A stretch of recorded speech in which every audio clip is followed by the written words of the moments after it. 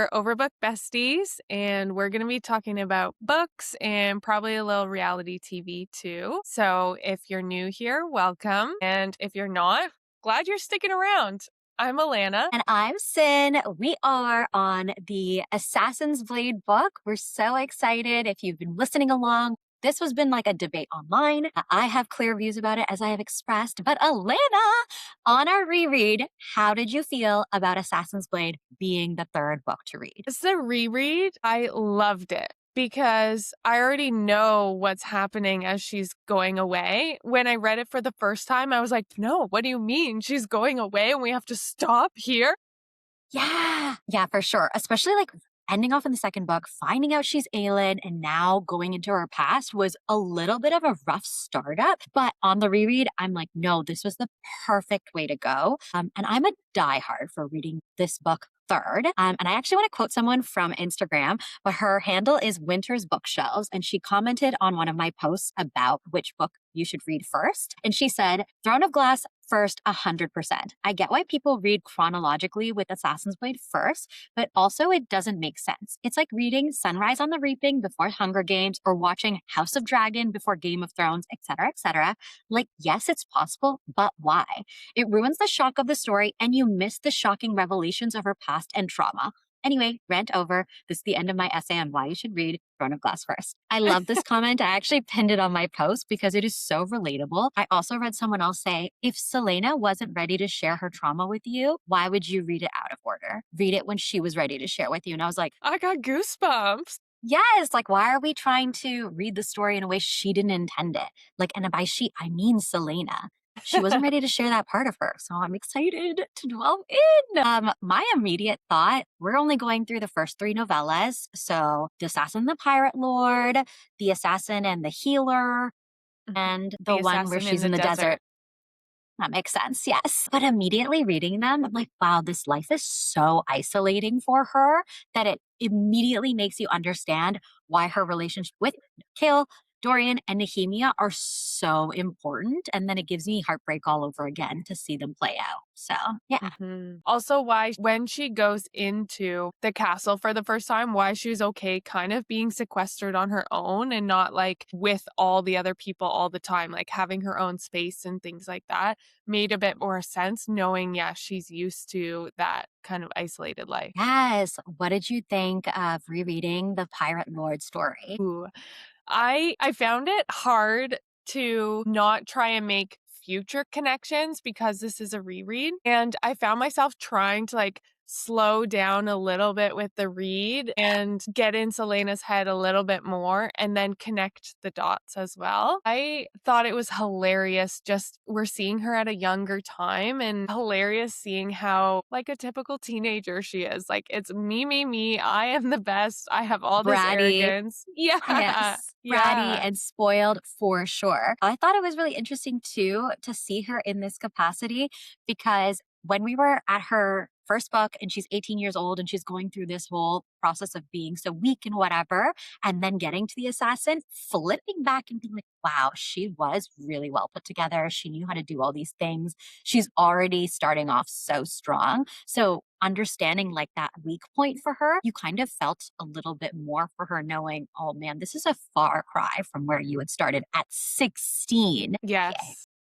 And just the irony of like she's in this hot climate and she has to wear all of these like cloaks and face coverings and just the nod to how much that would get on a teen's nerves, like not being able to eat, not being able to drink, and like just wanting to relax. And she's so conceited. She's like, you don't get to see my beautiful face. Like, I love that part of her because it is such a teenage, like, type of behavior. She's like, I'm so amazing.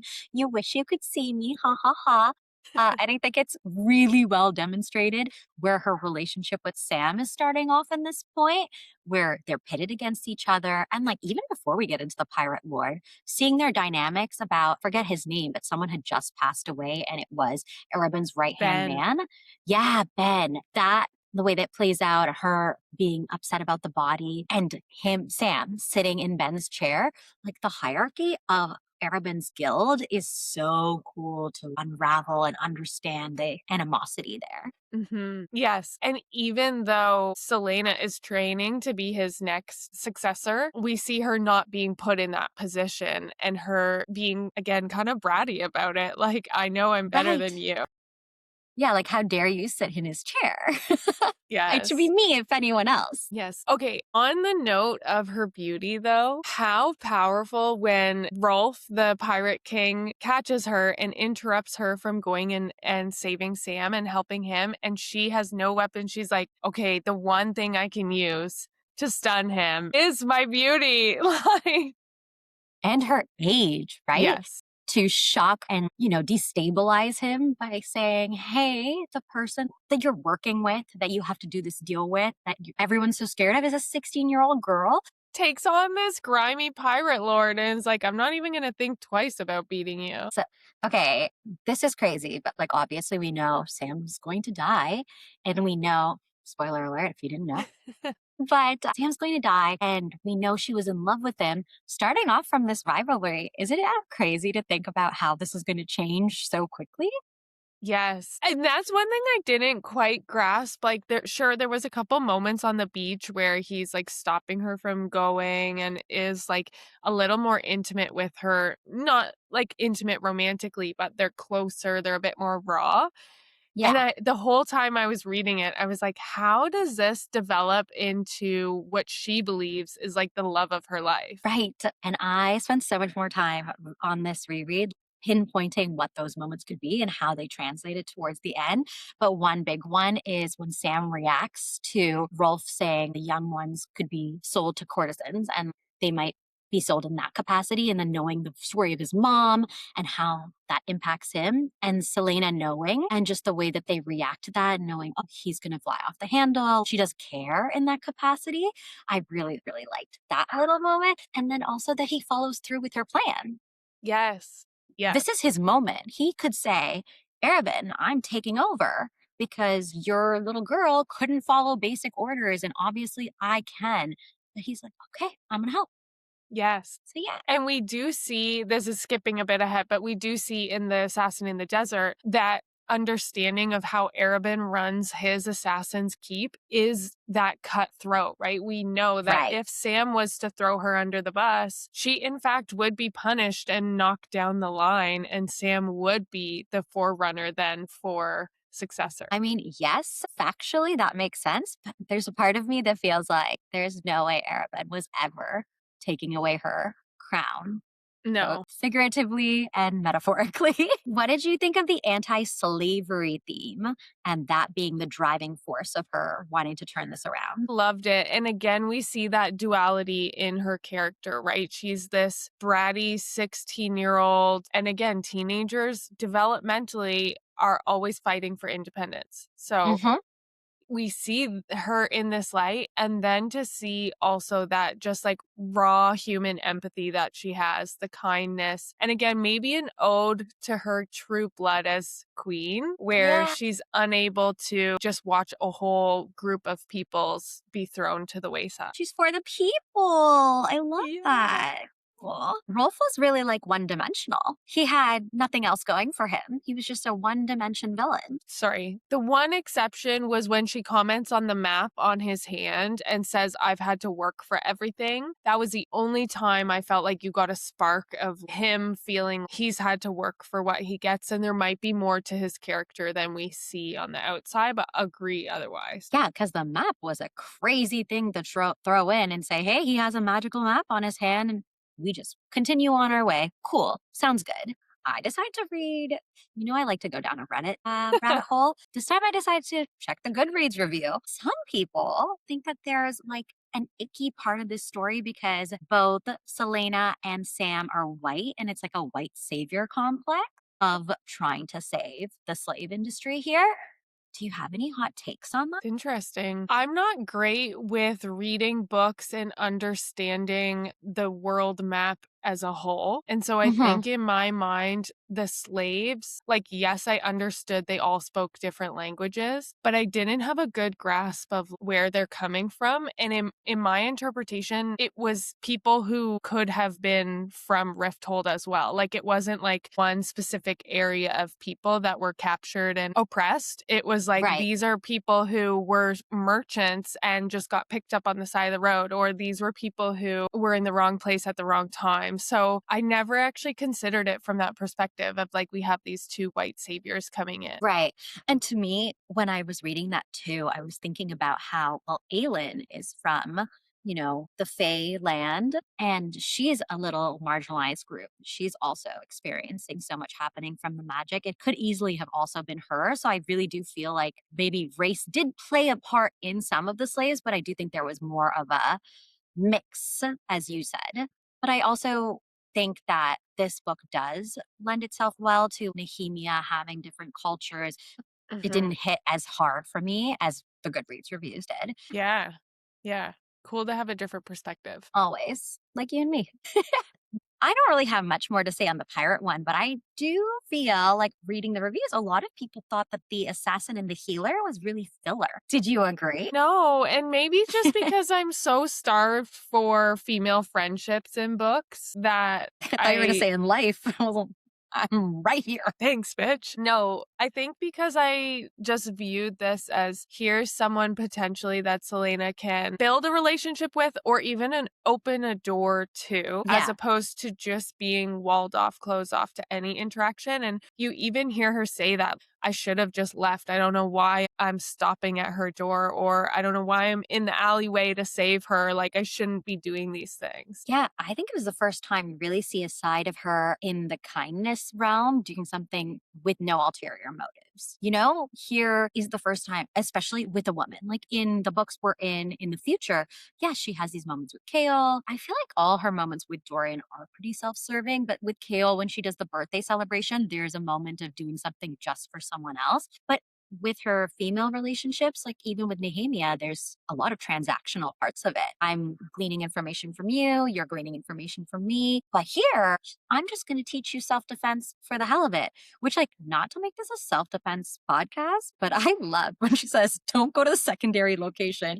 If you are a listener on here and you're ever in trouble, never go to the secondary location. That was important in the book and that is important in life. Just need you all Also, to know that. the yelling of fire instead of just help or instead of anything else, I was like, this is genius. Cause yeah, Yeah. if it's a fire people want to investigate or support, Yes. She was living in real times. love that. This is actually the book that you bring when you go like traveling to Europe or something like that. I also thought it was really interesting to have the double points of view with Irene. Powers is obviously this interesting character to have this whole story, to have also another dimension of magic kind of explored where we have healers and healers' powers moving through generations and how she wants to go find her healing power again at the Torah Sesame. And so relatable. Like, how many people, I'll speak only for myself, have been in a job longer than they want to be, in a place longer than they want to be,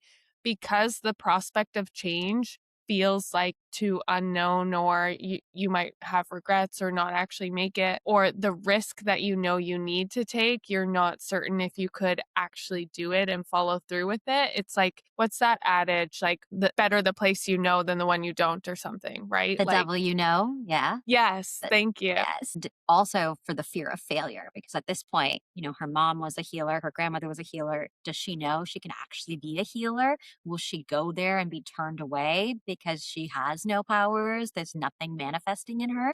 I really enjoyed that the way Selena approached it was she knew that this guy was coming after her and he's like, are you going to do something? We just practiced.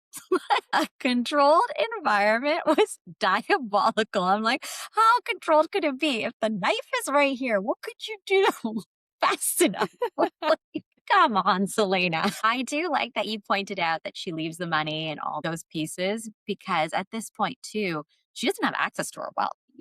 She doesn't have a bank. She's not stopping by and grabbing something from an ATM. And when we move to the next story, she even says, like, I had credit lines with all my stores that knew me. So I said, oh, put it on my credit. But here, you don't have that. So you're actually giving up a lot. And you're parting with this brooch or this ruby that Arabon gave you was really symbolic. Do you think that was like, how did you interpret it? I guess would be my question. So obviously, she's on this journey because Arabin is sending her away to pay for losing all that money in the slave trade. He's beaten her to the point where everyone can see it on her face. And she keeps having this recurring thought of, like, well, what happened to Sam? What happened to Sam? And now that's tying into her feelings for him. I feel like now she's kind of seeing the world outside of her tiny little immediate future and wondering what could be, and letting go of the ruby is the first moment of saying, what could it be? Do I need this person? What does life look like without him? You really thought deep about that. I love it. Oh, what did you think of Arabin's punishment being that she has to go away? I didn't put this together until the reread. Okay. But I wondered because there was this moment in The Pirate King when Sam asks her, like, we didn't really need to be here. Do you think he sent us away because he's doing something there? And so in the reread, I sort of wondered, this really isn't a punishment. Like, it's only helping her to become a better assassin and building relationships where Arabin himself doesn't really have good relationships. And so I started to think, I wonder if this is another example of where Arabin is trying to lay the groundwork for plans Yeah. and be sneaky. And so he needs her out of his hair. And it's a Hmm. convenient time where he can do so under the guise of more punishment. Well, also to your point, it's in the very beginning of the book, they talk about Gregory. Well, why was Ben there? Like, why would he have been there? And then when we talk about the pirate lord and the slave trade, he was the moral voice. He was the one who would be against this slave trade. He would be with Celaena and say, no, this is wrong. So it's kind of coincidental that he's missing. And also now things are changing. And Arabin is clearly furious that this hasn't gone through with the slave trade.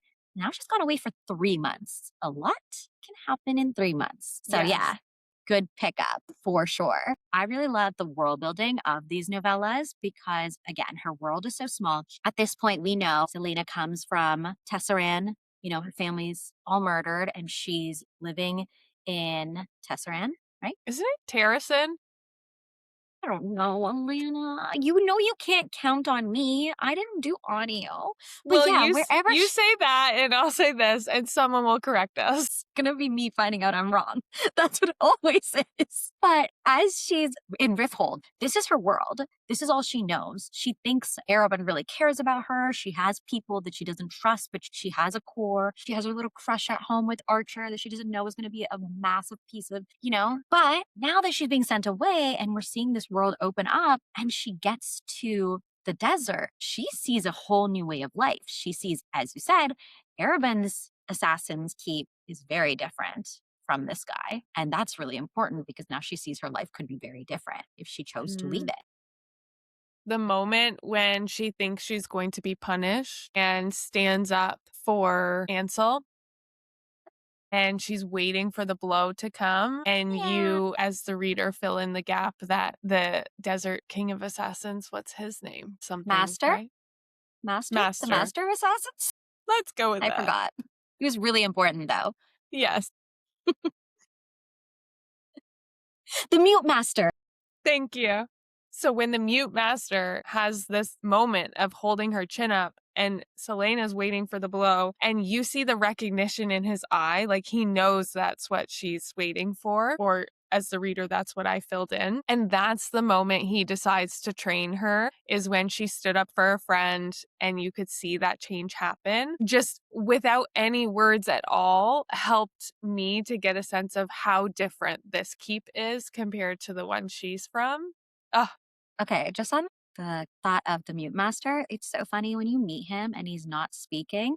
I had two immediate thoughts. I was like, do you remember in Batman where he meets Ra's al Ghul and he thinks it's one person and then the other guy was actually Ra's al Ghul? I was just waiting, just waiting for someone else. Or Doctor Strange meeting I can't remember. yes.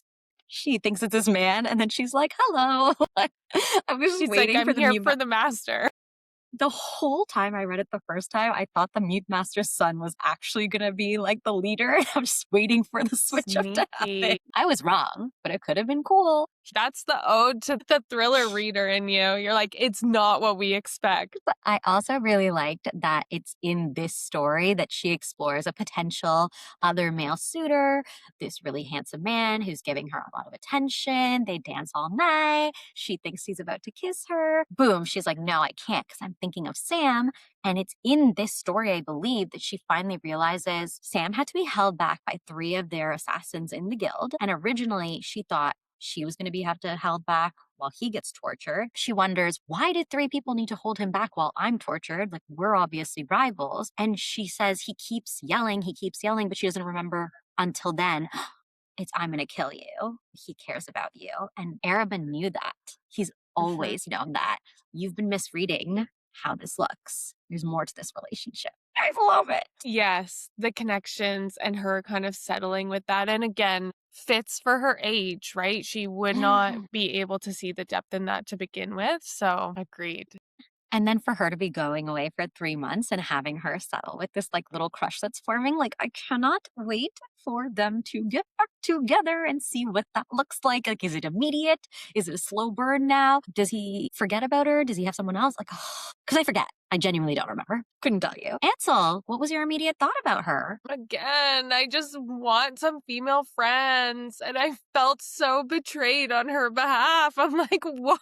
I know. I thought it was kind of beautiful because I forgot that I knew that, Ansel was going to spare her and kind of save her from what was going to happen. But as I'm reading it, I'm like, oh, but were they really that close? And when Ansel's telling the story of her parents and saying, that's my dad talked about his family or his home like that, the way you're talking about it. So that's how I know.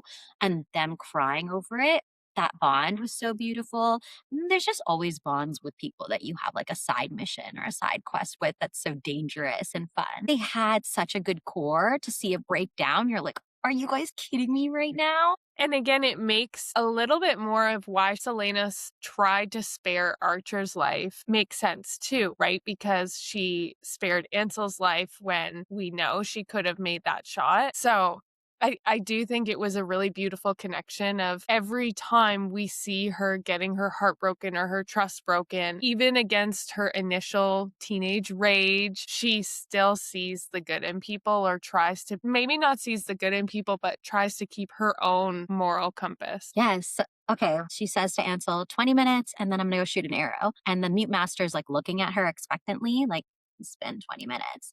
Then later he's like, glad you didn't kill her. Why were you keeping track of the time, sir? I He, don't get it. he just wanted to put a little pressure, see what she does. Yeah, this was another test. I also really appreciated that with Ansel and her getting away, she doesn't turn around. Not that I appreciated it because it was a good moment, but the heartbreak, again, this is to me why I read this book third, because now my heart, it breaks knowing what happens in the future over and over and over again. It just connects differently. I feel like if I had read this first, I wouldn't connect with the character the same way. I'm like, these are novellas. I don't have enough time to really get to know her the way I know her in the future. So it seems different. Now to know this as like a flashback, it's almost like making a friend for the first time. If I told you all my traumas up front, you'd be like, whoa, you're trauma dumping. But if you get to know me and you love me and then I trauma dump, you're like, okay, but I loved you. So And it's all of a fun. sudden, you're 10 years into a friendship, like, wow, that girl's fucked up. And that's the story of how Alana and I became friends. Here we are. I will say this even for the next two novellas. I really stand by the third. The emotional capacity of every one of these punches hitting a little harder is just chef's kiss, you know? I also agree. I think if I read this first, the change in stories would feel a bit more jarring. Hmm. But because with every new story I'm reading, I'm connecting it to an unexplained or less explained relational piece or character development piece in the first two books, it had me okay with that fast of a switch. Otherwise, it would just feel like you're kind of getting into it and then things have switched. It's not fluid anymore, but Mhm. it feels more fluid when you've already got to know her for two books. Yes. What did you think of the Mute Master's training? It gave Karate Kid. Wax on, wax off. Yes. Also, I was like, are we going to see this in play? And it was just what? This is what I learned. And she does the snake movement. That's all we get? Okay. I do think too his methods made sense then because if he offered to train her right away, I don't think she would have actually done those things. She'd be like, "This is stupid. Why am I listening to you?" But Right. because she had to like work to gain his trust and openness to training, I felt like she then valued his methods, even if she didn't believe how it could be useful at the beginning. Well, I would like to end on this question for you. Do you think that Arabyn's punishments are going to make Selena stronger, or did they just make her more broken and more dependent on him? I think because we know she has this rage in her, I think that fuels her getting closer to the point of like she describes snapping. I Hmm. don't think it builds dependence on him in my mind because she even speaks about creating a nest egg for herself after these punishments, right? She's like this. Her apartment. Yes, exactly. And now that she's been in the Red Desert, she knows it can be different. I think if she never traveled the world, if she only stayed in Rifthold with Arobin and was only close to him, I would agree. The punishments might feel like it's increasing her dependence on him. But because she's now seeing different perspectives and she has this history of being of royal bloodline and connecting to the people, I think that overrides his punishments. Okay, my last one. Is there an argument that without Arabyn, she never becomes Aelin? I mean, simple answer, yes, because he saved her from the river, right? Love a good, like, born from the fire kind of trope. And she's essentially like a phoenix. Like, she's been put through all of these things. So, I guess, complicated answer, I think we do need him and her interactions with him. However, I think at her core, she still would have been a queen. I just don't think she would have been as badass of a queen. I think she would have been more timid, almost like we see Irene, right? Like she had to run from a similar situation as opposed to allowing that to fuel her. Wholeheartedly agreed. She wouldn't have had the skill set she has. She wouldn't have had as much of the rage. She wouldn't understand this like feeling of being put through and being controlled and understanding the connection she has to the slaves is because she has Arabin. Like, she might not see these things as well had she not had him in her life. So I do love seeing how that story translates to who she is as a person. Mhm. I'm Alana. Last time we were talking about Love Island, we were talking about the movie night, we are talking about Casa, and we were kind of ending off on Zach and whether we thought Zach was a good person, which at one point you believed, he was being upfront. And I very much disagreed with you. And I think you're wrong. But And that's okay. But I wanted to know what you think of Casey's actions, Zach's actions, who's worse overall and why? I think Casey is worse. I think he says a lot of things that are hurtful. The way I've understood it is it comes from that place of maybe a bit of ego, but right off the bat, not being picked in the door. Yes. And so I think that going into Casa, it was like almost a new Love Island for him as opposed to an extension of the current one and a chance Right. for him to be picked first, essentially. So I do understand it from his perspective in that way. However, I think it came at the cost of hurting Anaya. Yeah. Whereas Zach, I don't think it came from that same place of feeling less than or feeling not chosen. And so I think that while he wasn't as directly hurtful to Kada, I think that he still omitted things like you pointed out. I didn't really see how much of that was present. And I do think Right. that he could have done better. Okay, so with Casey, I love that you pointed out that he starts off not being picked. I feel that was always in the back of his mind. And that's why he stepped through with Anaya the whole way. Because when Soul comes in and he says, Soul's attractive, she's kind of my vibe, I want to talk to her, he never actually goes through and does it. And I feel the fear of rejection was right there for him. Because even when he expressed, oh, I'm so excited, and I was like, why are you acting so big? And I feel like he was like, oh, wait, why am I acting so big? What if I don't get picked? So I'm not going to explore her. And when you go to the new villa, the psychology is interesting because in the new villa at Casa, the girls need you to like them to be able to go back to the main villa. And I'm Yes. not saying that's what TT is doing. I do genuinely believe they have a good connection. But I think because they're coming in it that way, they come in fiery, they come in hot. They're really exploring those connections because otherwise they're not making it through. So he immediately connected on that. And I might be jaded, but the way that I see Casey and Naya is the way I see Olandria and Taylor. I don't ever think Taylor really liked Olandria, but he was like, well, there's no one else. And I felt the same way about Casey and Anaya, and that's really not fair to Anaya.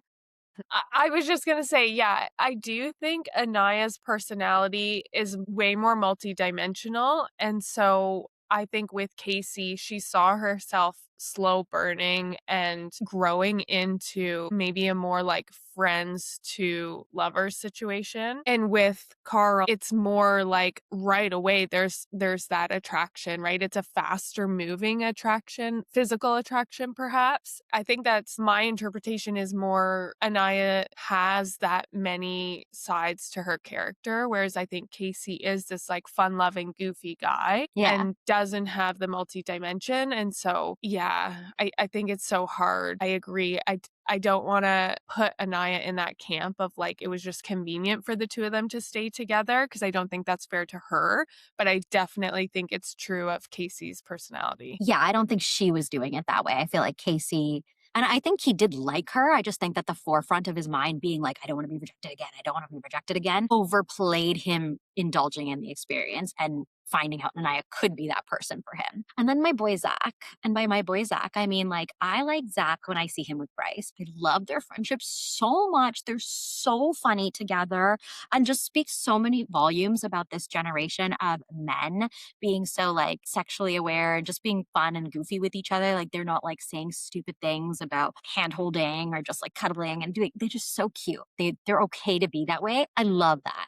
And when I separate it and I see the way he has a double standard with Kada, like when Kada talked to Caleb, he was really mad. He didn't cook her breakfast the next day. He's like, oh, there are too many people in the kitchen. Bro, there are the same number of people in the kitchen every day. Stop it. And then he lies about the whole Atlanta thing. So yeah, that was my piece with him. They're both kind of meh to me, but I feel like this season especially is kind of giving me the ick about the way the men speak in general about the women. Like Casey at one point says, she's showing me she deserves to be with me. How are you showing her you deserve to be with her? Like, come on. I can't. Yeah, agreed. Some of the things that honestly, even Corbin, like Parmita is like, I want to get to know you. Let's have a conversation. I want you to open up to me. And he's like, what? You think I just have all this deep stuff in a box I'm going to tell you? I'm like, come on. You're aware that you have a hard exterior. You told that to Kenzie already. I feel like we actually brushed through, even on last episode, we didn't talk about the real biggie. Sincere, not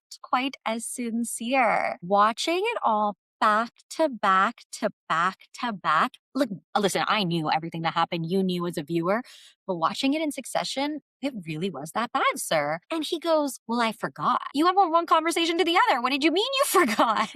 Like you literally went from one combo to the other. Ugh. And said the same thing. Like, and again, kudos to the editors, but also feel bad because they really, really shone a spotlight on it. Like, literally clipped his same words back to back. Beloved, beloved, I see a connection with you. I want to explore this connection with you. I'm not exploring this connection with her. It's like, oh my God. Yeah. So I have beef with Anaya because I feel like Anaya is so team sincere that she's not thinking about Melanie's feelings. And I feel like the other girls are kind of like this too. But as a friend, I feel like someone should sit down with Melanie and say, hey, this is crazy.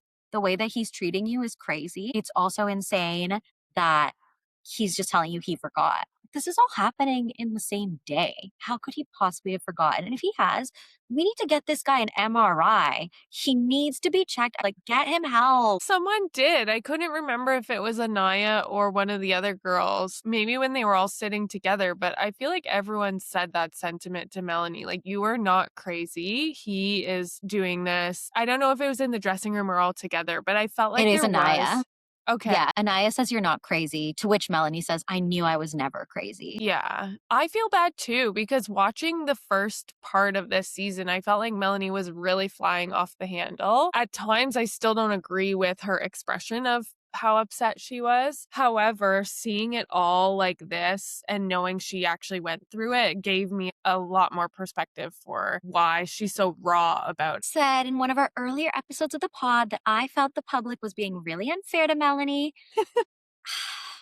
Just want to remind everyone I said that because now the internet is like, oh, we were so wrong. I'm like, yeah, she was just doing the most with her reactions, but her reactions were just like extra big. But in reality, she was exploring, she was doing what she needed to do. She was okay with him exploring as long as he was honest about it. So, and she's such a good friend. Oh, Yeah, when Anaya doesn't get picked, you're not crying right here. Like she's so good. Her and Trinity are my favorites by far. I do like agreed. Anaya. I just also feel like we're not seeing enough of her. Yeah, I agree. I kind of feel split on that. But I will say, Sincere's apologies are giving me Wes vibes. Yes, he's a talker. He knows how to talk. Someone online said if Sincere told me the sky was blue, I would still go outside to check Yes. because that's what he's like. Yeah. And his apology came so fast and was like saying all the right things. And then you hear how he talks with each individual person. He has the eye contact, he has the body language, he has the words. Like it just felt like this man can talk. Yes, I forget who it was in the villa that connected with him at Casa. She was on a podcast recently, and Amora was saying that he's very emotionally intelligent. I do agree with that. He must be emotionally intelligent because he's using his emotional intellect against these women and manipulating them into exactly what they want to hear. I apologize for using that manipulated word, but I do think it's fair to say in this because he's saying exactly what each of them wants to hear. And with Melanie, so last night's episode was the family visit, and I haven't seen it, but all I hope for is that whoever comes on for Melanie tells her, like, stop, Yeah. just don't go forward. Because if this is what he was like in the villa, and you've had no other ways to test him at this point, Mhm. he's just being good because there's no one else that he can mess around with. That's what I feel kind of sad for with the female friendships in there, to your earlier point. Where is the friend telling Melanie, don't couple up with him anymore? Right.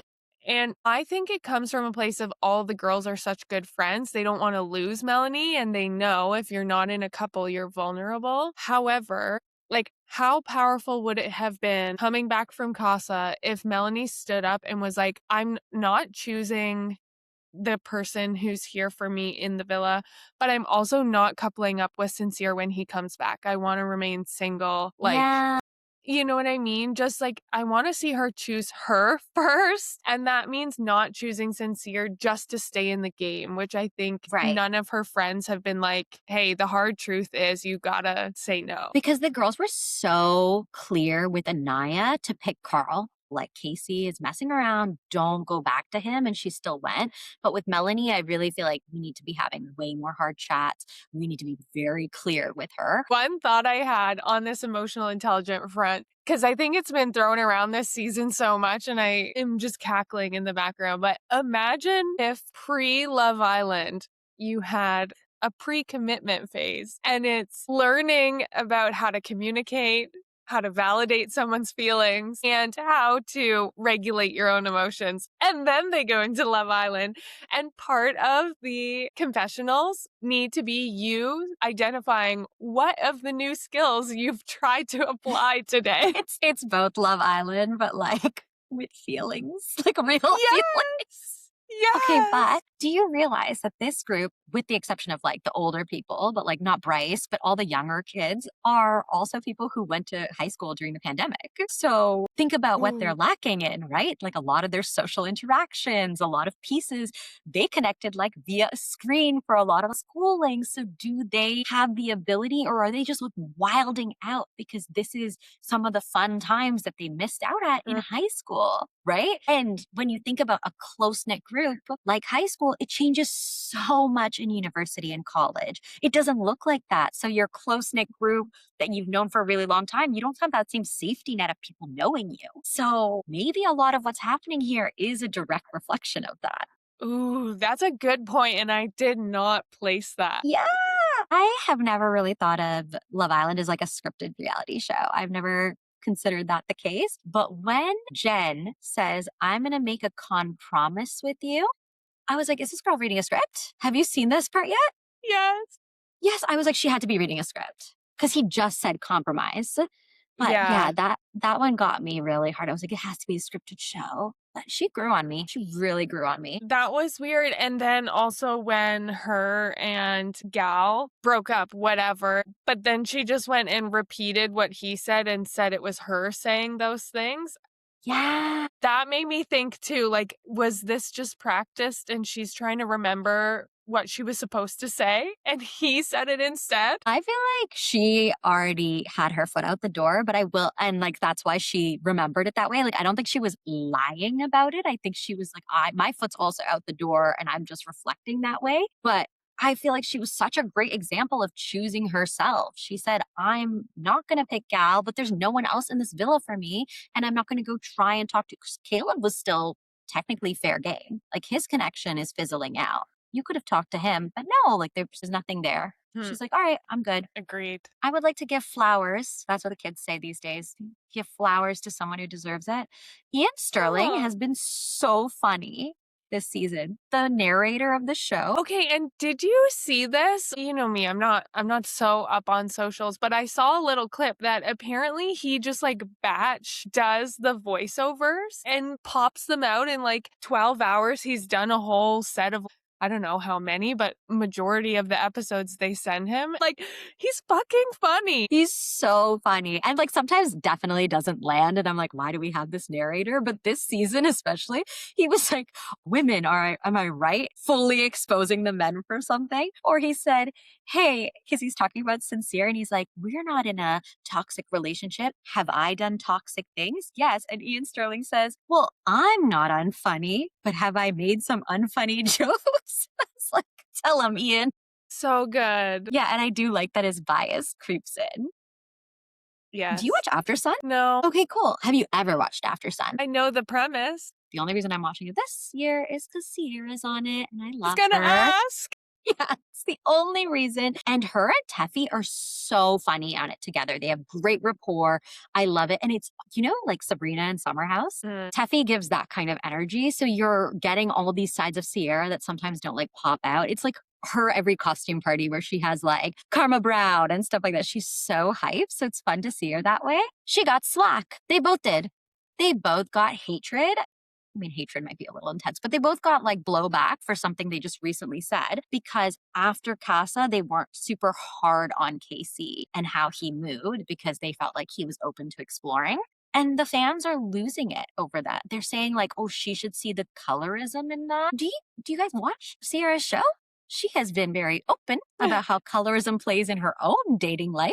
How are you going to call her out? She obviously knows she's seeing both sides, and this is her opinion. She's allowed to have it. Yeah. yeah. Yeah. Teffy had to like go on Threads. She was like, I'm not an executive producer on the show. We filmed this last episode at 3:30 p.m. to 9:45 p.m. That's 6 hours.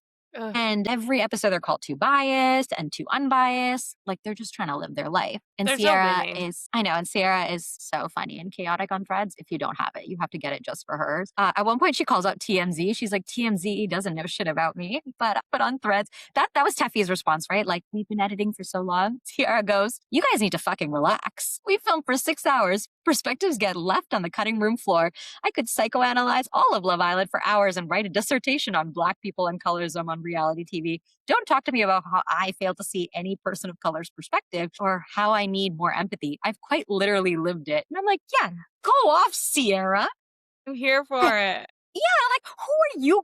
Like, you better be a Summer House fan if you're going to talk shit about Sierra. And even if you are a Summer House fan, now I have no idea why you would talk shit about Sierra. It's my girl. Anyway, Sierra, if you hear this ever, we love you. Please come on our pod. Yeah. Open invite. You know what? We were going to talk in the city, but we go on a lot of tangents. Should we leave it here? I think so. That All feels good. right. Okay, well, this Sunday is actually the Love Island finale, so I'm really excited to see who wins. I am in America, so I have been voting, and I can't wait to see the fruits of my labor. And next week, we are going to finish off with Assassin's Blade with the last 2 novellas. We're so excited to get in the nitty gritty and really delve into Sam and Celaena's relationship. See you then.